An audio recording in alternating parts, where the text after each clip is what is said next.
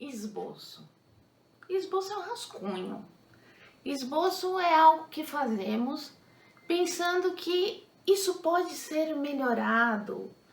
O esboço é o prenúncio do que virá a ser em qualquer arte ou em qualquer momento, metaforizando a palavra, por exemplo.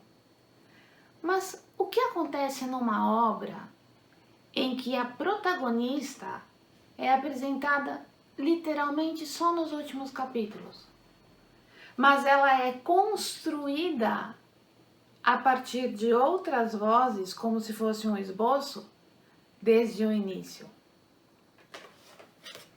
Esse é o nosso esboço de hoje. Enzo, roda a vinheta.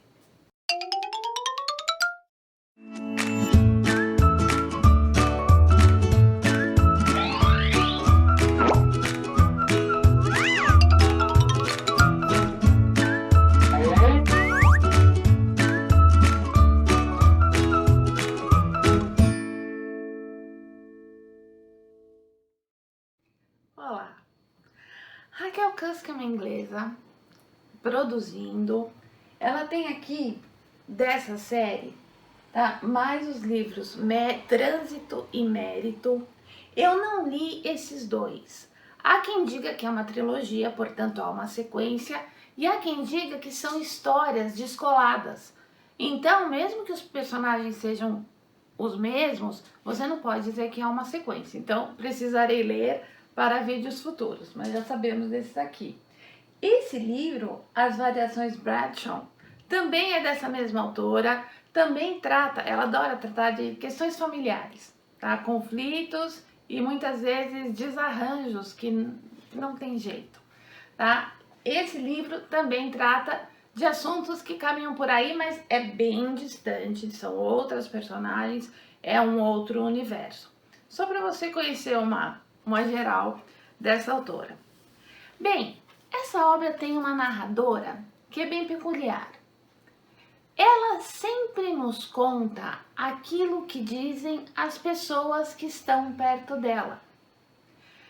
O enredo, a fábula, vai mostrar uma pessoa que está indo para Atenas, é uma inglesa que está indo para Atenas para ministrar um curso de escrita criativa. Pela fala dela, parece que ela faz essas viagens para Atenas com frequência, porque ela conhece o local, sabe? Ela se sente bem tranquila por estar ali, nunca está perdida e tal. E ela tem amigos gregos também. Então é uma pessoa que está bastante no lugar. Na universidade em que ela vai ministrar o curso, ela tem colegas. Então veja, é uma narradora que está confortável. Adriana, qual é o nome dela? Só vai aparecer mais pra frente, então por enquanto é a narradora e é a protagonista. Mas é engraçado porque essa protagonista começa o livro falando sobre um bilionário com quem ela se encontraria para falar acerca de uma revista literária. Mas o encontro foi rápido e foi chato porque ele só falava das suas riquezas e das suas benfeitorias e ela precisava pegar o avião, deu a desculpa e foi embora. Depois ela passa uma boa parte, né, do capítulo seguinte falando de um colega de avião, né, do cara que fica na poltrona ao lado, com quem ela vai conversando. E na verdade ela nos conta a história do cara. Como a gente conhece essa mulher então, que sempre está contando as histórias das outras pessoas? Pelas opiniões e mesmo pelo que ela diz.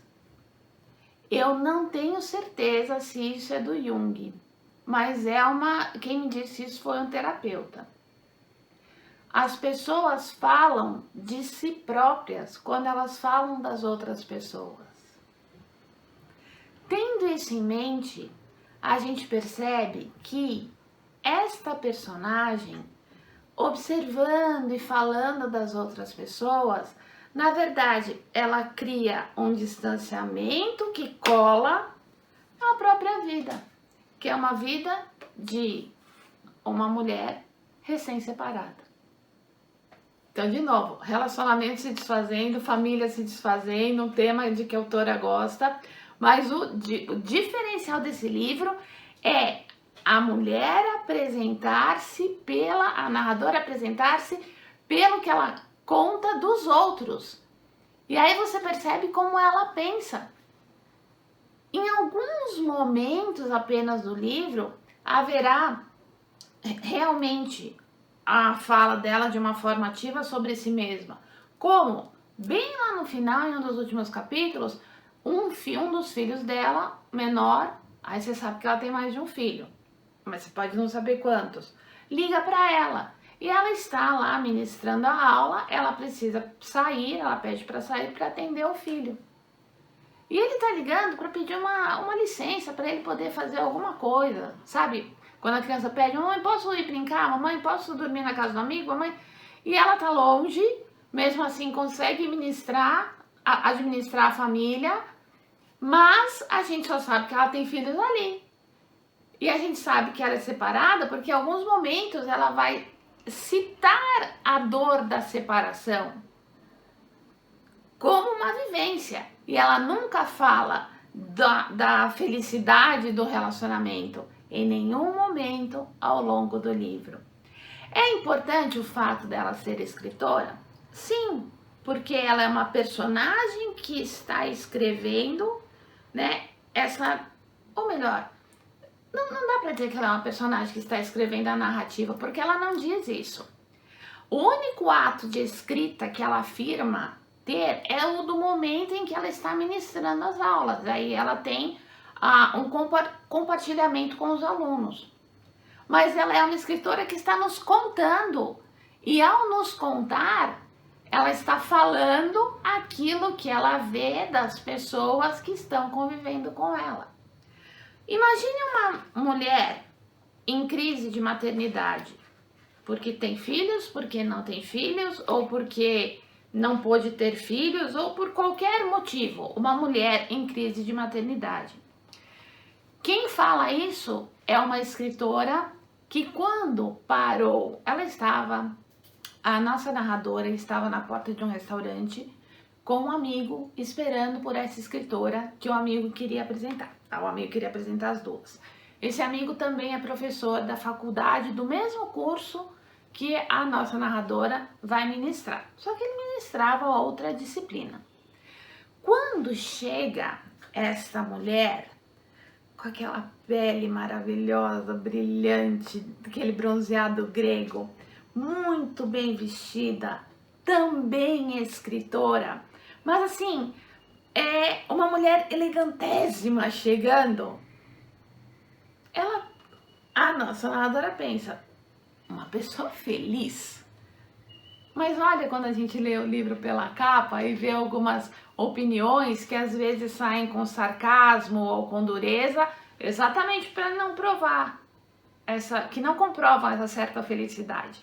Ela diz: para muitas mulheres, ter um filho é sua experiência criativa central, mas a criança jamais irá permanecer um objeto criado, a menos que o sacrifício de si mesma feito pela mãe seja absoluto, que o sacrifício da criança feito pela mãe seja um sacrifício absoluto.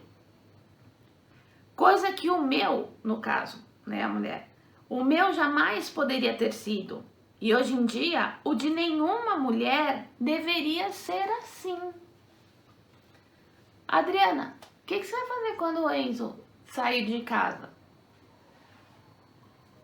Eu vou sentir saudade, mas eu vou saber que é o melhor para ele.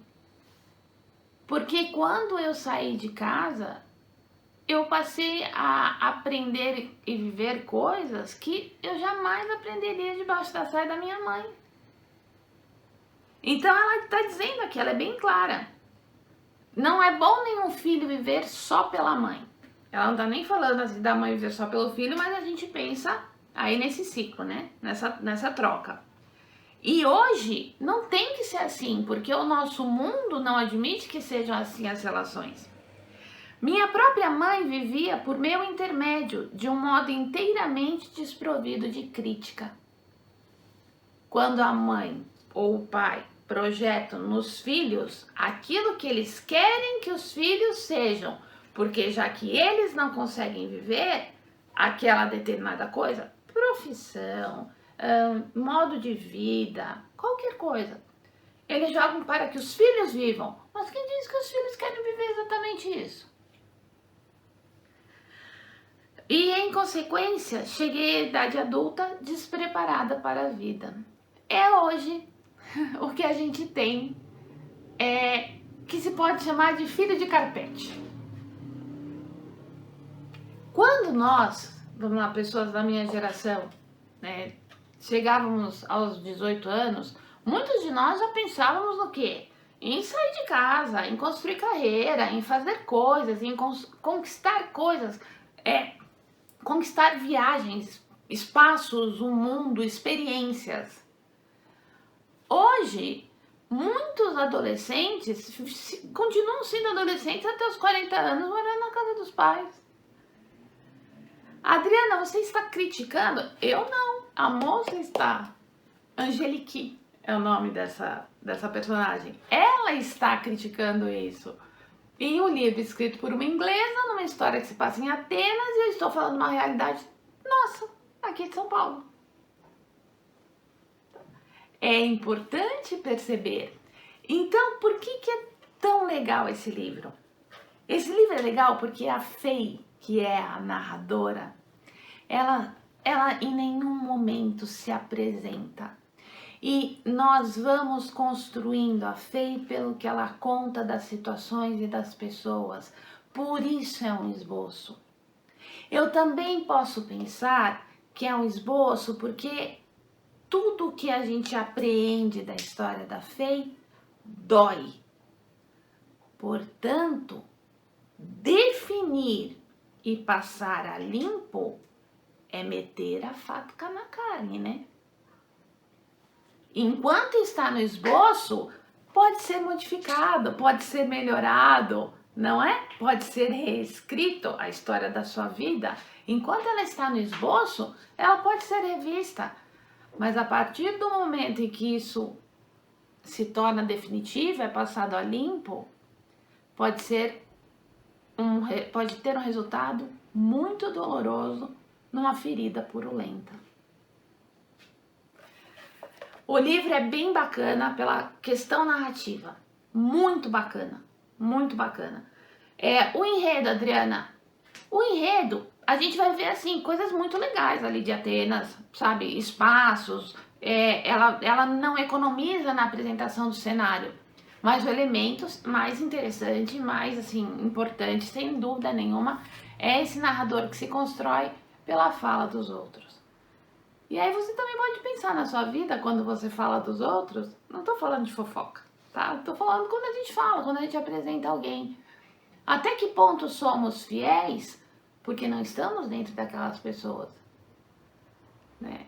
O que falamos são esboços, não obrigatoriamente ruins, mas quem pode apresentar a versão definitiva é apenas a própria pessoa.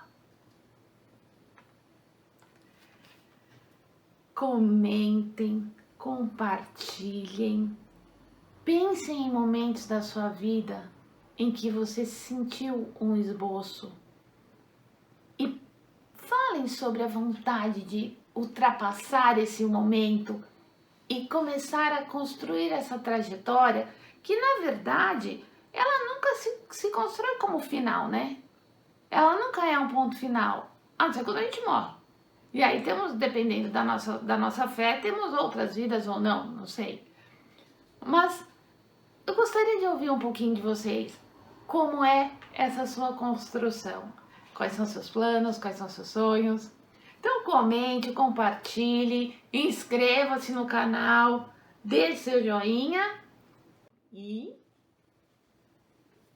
tá certo? Inscreva-se no canal, já foi? Ative o sininho. Ative o sininho, ative o sininho para receber as notificações dos próximos vídeos. Tem muita coisa boa no canal, tá bom? Um beijo e até o próximo vídeo. Tchau, tchau!